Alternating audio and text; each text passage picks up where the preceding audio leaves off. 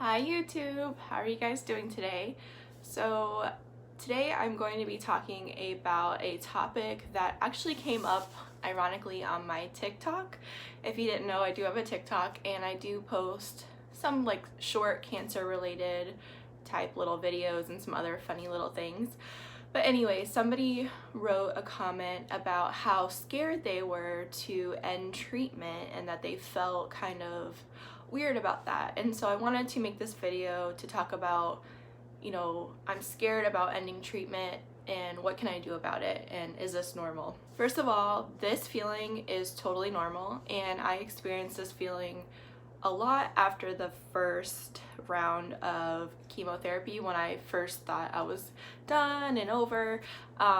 It's a mix of emotions. So you would think, if you're looking from the outside in, that finishing chemotherapy or radiation or surgery or whatever you have to do to get rid of your cancer, you would think that it's a very, very happy time and you should kind of just be like, I'm done, move on. And don't get me wrong, it is a happy time because chemotherapy, radiation, surgery, all of those things are very horrible and traumatic events to go through. But there is a big range of emotions that you feel when cancer treatment ends. And the reason behind that, and it is totally normal, the reason is that when you're in the middle of getting cancer treatment, everything is very, very structured. You have a plan every single week. Your whole life is pretty much dictated by these treatments. So if you know that you get chemo every 2 weeks, you know that on Friday you get blood work, you're gonna feel bad from Saturday to Tuesday, Wednesday you'll start feeling a little better, and you have a specific structure and plan in place to your life and to getting rid of your cancer, hopefully. So you feel like you're doing something about it. That's why a lot of people, when they first get diagnosed, they feel a lot better when they start chemotherapy because they feel like they are attacking the cancer, they have some control over it, because your life is totally out of your control many times when you get sick like this. And so that is like one thing you can control. You can show up to your appointments, you can do your chemo, and once that's taken away, life can feel kind of like you're floating out in outer space by yourself. That, like I said, that is normal. And there are some strategies that you can use to kind of cope with this feeling, and I'm going to share them with you. So first of all, control some things in your life that you can control. So first of all, if you're supposed to take medicine to, like for me, I have to take antiviral medication. I know that I need to take this in order to avoid getting like shingles or chickenpox, and so I can control myself and I can take the medication that I need to take on time every day, and that is something that I can control. You unfortunately cannot control your cancer coming back. There's no magic pill, there's no oil you can rub on your skin, there's nothing that you can do or eat or dance around and do rituals. Nothing that you do like that is going to unfortunately keep the cancer away if it chooses to come back. And that is hard to accept because you want to Google, what can I do? Should I go on an all vegan diet? Should I go on this and this and this? And you look all these things up, but the truth of the matter is there's really nothing that you can do. So you have to control, like I said, what you can control. So taking your medication that is prescribed to you. Number 2, going to all of your follow-up appointments.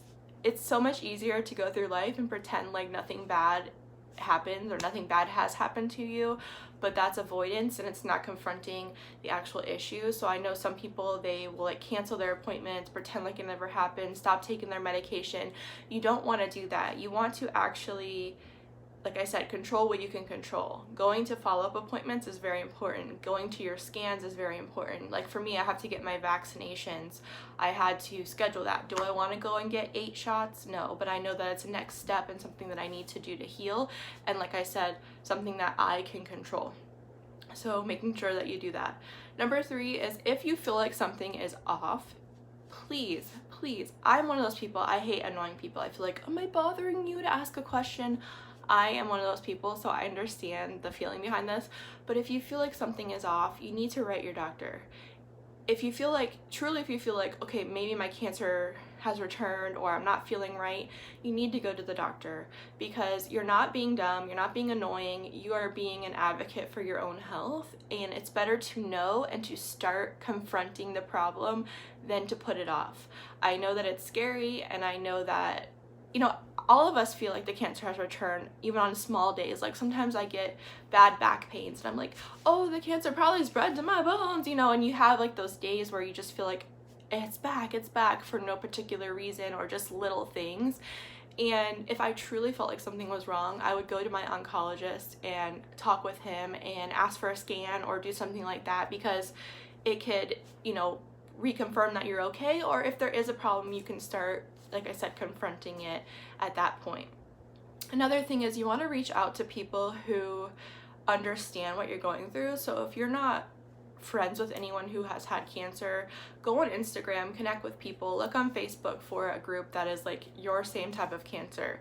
But be careful with those groups, because sometimes the people who have the worst cases, they hang around and they make you feel like it's not their fault, but it makes you feel like, oh, I'm gonna end up like them and I'm never gonna get better. So with caution, I would go to those groups. But, you know, people like me, find people like this on YouTube or Instagram, check the hashtags. People who have had cancer are truly like a big community and family of people, and I've never had one of them be mean or not give me the time of day. I would say some of the bigger cancer influencers, they don't really reply to you because they have like 80,000 people writing them messages, but there are people out there that you can connect to and they actually understand how you're feeling, and just getting your feelings validated can sometimes make all of the difference. Another thing is time. You have to give it time. The longer you get away from cancer treatment and the longer you've gotten good scans and good news, the better you'll feel, because it'll just start feeling like something bad that happened in your life that you look back on, acknowledge, but you've moved forward. I am on that route now. I've had one good scan, so like that's awesome to me, but I know like as I go on and I get another good scan and another good scan and life starts getting back to normal, that I will feel a lot better. It's hard when you're right out of it and you feel like, oh, because your whole life has stopped, and a lot of times, and people are still going on with their lives, and you can't understand how you're like standing there screaming and everybody else is just moving on and doing whatever.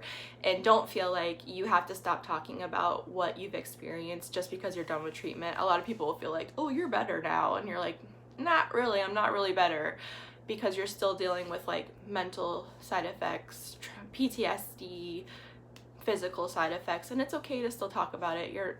That's your experience, and if you don't want to talk about it, that is okay too. And lastly, if you're really struggling and you feel like you don't have any support, seek help in the form of a therapist or a psychiatrist or psychologist. There is no shame in getting mental health help if you need it, and especially after you've gone through a traumatic experience like cancer, you probably do need it. I know that I was one of those people before I had cancer. I'm like, I don't want to take anything that's like a depression medicine or whatever, because I don't know, I don't want to alter my brain. Well, the fact is, these medicines don't alter your brain, they bring it back to a normal state of mind. So I've had really bad anxiety my whole life, and it wasn't until I went through cancer treatment that I actually started taking anxiety medication, and it has made all the difference for me. I can kind of put things in better perspective now and not like automatically jump to the worst thing in the world every single time. So if you need help like that, it's okay to ask for it. And I will tell you, I know that it's hard sometimes to find somebody who can help you. There are resources that you can Google. There's organizations, if you approach the organization for whatever cancer you have, they can usually find you a therapist that actually understands oncology patients. Because I know the first time that I finished treatment, I tried to find a therapist just like off of my insurance list, and nobody was taking patients. They were all like cold towards me. It was really hard to find somebody. But when I went to Mayo Clinic, they really prioritize your mental health, and they have people who deal with oncology patients, and so they understand kind of what you're going through. So I would reach out to, like I said, an organization, like for me it would be like Leukemia and Lymphoma Society. They would be able to direct me to a therapist that would know what I'm going through. And then also support groups. You can go to local support groups for cancer patients. A lot of times it's hard to find ones for younger people, but I know probably right now there's probably some virtual ones that you can look into. But regardless, don't do it alone. Talk about how you're feeling. Don't keep it all inside, because if you do, it will just come exploding out of you one day. And that did happen to me the first time. I just had like a total meltdown about like 2 months back into like working and such. So don't let that happen to you. If you have any questions, feel free to leave them below. If there's any topics that you want me to address in a future video, leave them below as well. You can reach out to me anytime on Instagram if you don't feel comfortable writing me a comment here. Thumbs up if you enjoyed this video, subscribe if you're not already, and I'll see you in my next one. Bye guys.